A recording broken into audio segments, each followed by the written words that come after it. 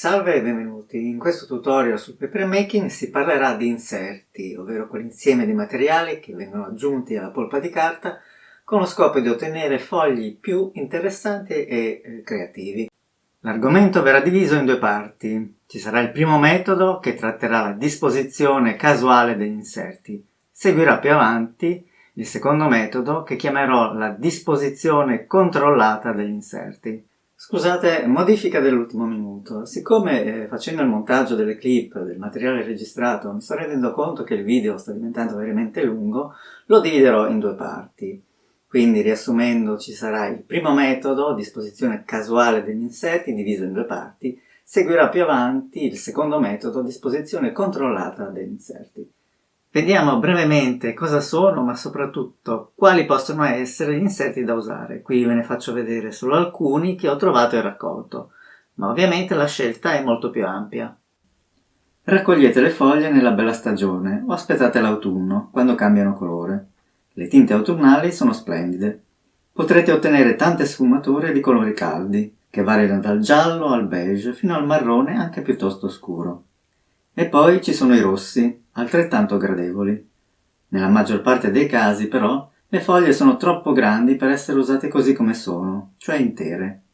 Potete perciò sminuzzarle, operazione questa che riesce facilmente, visto che sono secche e si rompono senza difficoltà. Volendo, potrete farne anche dei coriandoli. Fate un giro in campagna, nel parco di città o nel giardino di casa se lo avete, e raccogliete quello che vi piace o vi colpisce per forma e colore. Anche piccole piante spontanee, all'apparenza banali, possono essere adatte allo scopo. Mettete tutto a seccare e conservate in bustine trasparenti o in altri contenitori se preferite. Un tipo di inserto, secondo me un po' sottovalutato, è la carta.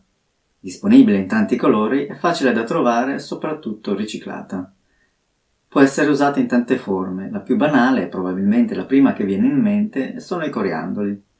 Non ci sono limiti formali per la carta, che usiate fustellatrici, taglierini o forbici. Inoltre può essere semplicemente strappata per diventare interessante. Per i coriandoli potete aspettare Carnevale, oppure farveli da voi con questo strumento, che forse avete in casa. Si tratta di una perforatrice a due buchi, e potete usarla per fare coriandoli di carta, ma anche di foglie. Come dicevo, gli inserti da poter utilizzare sono molti più di questi che vi ho mostrato. Potete pescare tra fili, spaghi, tisane, spezie, semi, stoffe, fino ai glitter per chi li ama. Sotto in descrizione vi metto un elenco di possibili inserti da usare nel papermaking. Sono informazioni che ho trovato e raccolto tra blog, video e libri consultati. Prima di metterci a lavorare concretamente sui fogli vorrei spendere ancora qualche parola sugli inserti. Potreste avere a che fare con inserti davvero poco collaborativi, che galleggiano ostinatamente senza volersi amalgamare con la polpa, che si appiccicano ovunque sul mestolo, sulle pareti interne del cascio, soprattutto se alto, che si ammassano aggrumandosi tutti assieme. Ecco perciò fate un bel respiro, sorridete, incanalate energia positiva e siate molto zen. Come ho anticipato, gli inserti tendono a galleggiare, pensate a fogli, fiori secchi ad esempio, e questo è un problema, come vedremo. Per migliorare la situazione è importante prepararli mettendoli in ammollo. Assorbendo l'acqua diventeranno più pesanti e riusciranno in questo modo ad amalgamarsi meglio con la polpa. Per quanto tempo lasciarli in acqua dipende dal tipo di inserto. Se è carta mezz'ora basta e avanza, se sono petali e foglie secche consiglio di aspettare un paio d'ore. Poi tenete presente che ci sono inserti che non assorbono per nulla l'acqua e dunque per loro la preparazione è quasi inutile. Cercate di non mettere troppi inserti assieme perché potrebbero appiccicarsi tra loro. Piuttosto aumentate il numero delle vaschette. Partiamo allora con il primo metodo, la disposizione casuale degli inserti. Gli inserti verranno aggiunti e mescolati insieme alla polpa e quando si passerà alla realizzazione del foglio, questi si disporranno in modo del tutto imprevedibile, quindi noi non avremo nessun controllo sul risultato finale se non in minima parte. Molte operazioni che vedrete già le conoscete, dunque non mi dilungo nel descriverle. Vi rimando piuttosto alla playlist dedicata alla Papermaking che contiene tutti i video fatti fino ad ora su questo argomento. Ci concentreremo invece sulla parte che riguarda in modo specifico gli inserti. Dopo aver messo forma e cascio nella bacinella, versate la polpa e aggiungete gli inserti. Con il cucchiaio mescolate bene per distribuire polpa e inserti e favorire l'amalgamento. Se nella produzione di fogli ordinari ci limitiamo ad estrarre il telaio dalla bacinella, in presenza di inserti dobbiamo procedere in modo leggermente diverso. Quindi iniziate a sollevare il telaio, ma senza farlo uscire dalla bacinella. Prima di far drenare completamente l'acqua dovete fare 3 cose. Spostare gli inerti se sono distribuiti male, e questo potete farlo fintanto che c'è dell'acqua superficiale nella polpa. Usate un oggetto lungo e sottile, un bastoncino per spiedini è l'ideale. Poi andate a recuperare tutti quegli inserti che sono rimasti attaccati alle pareti interne del cascio e posizionateli nelle zone vuote o dove secondo voi starebbero meglio. Infine, sempre tenendo il telaio parzialmente immerso nella bacinella affinché la polpa sia ancora ricca d'acqua, iniziate a spingere delicatamente con il bastoncino tutti quegli inserti che sono troppo superficiali.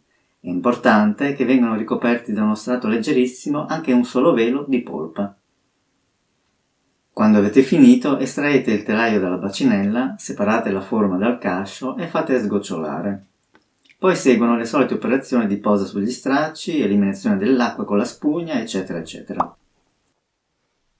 Se gli inserti che galleggiano sull'acqua non vengono spinti per essere inglobati pur parzialmente da un leggero strato di polpa, quando il foglio, una volta asciutto, verrà staccato dallo straccio, con molta probabilità parte degli inserti rimarranno attaccati al panno, mentre altri, trattenuti sul foglio, potrebbero comunque staccarsi con grande facilità. Un metodo alternativo per assicurarsi che gli inserti rimangano attaccati al foglio è ricorrere alla collatura. A questo argomento ho dedicato un tutorial, vi consiglio di consultarlo per capire cosa comporta usare la colla quando si fanno i fogli.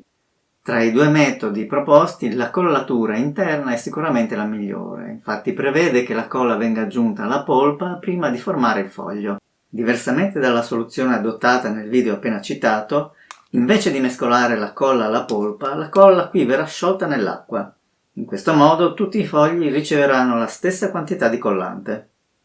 Metterò quindi nella bacinella 7 cucchiai di colla vinilica come questo. Se vi rendete conto che gli inserti continuano a staccarsi nonostante abbiate aggiunto colla alla polpa, significa semplicemente che dovete aumentarne la quantità. Naturalmente si procede per tentativi. Siamo pronti per fare un nuovo foglio.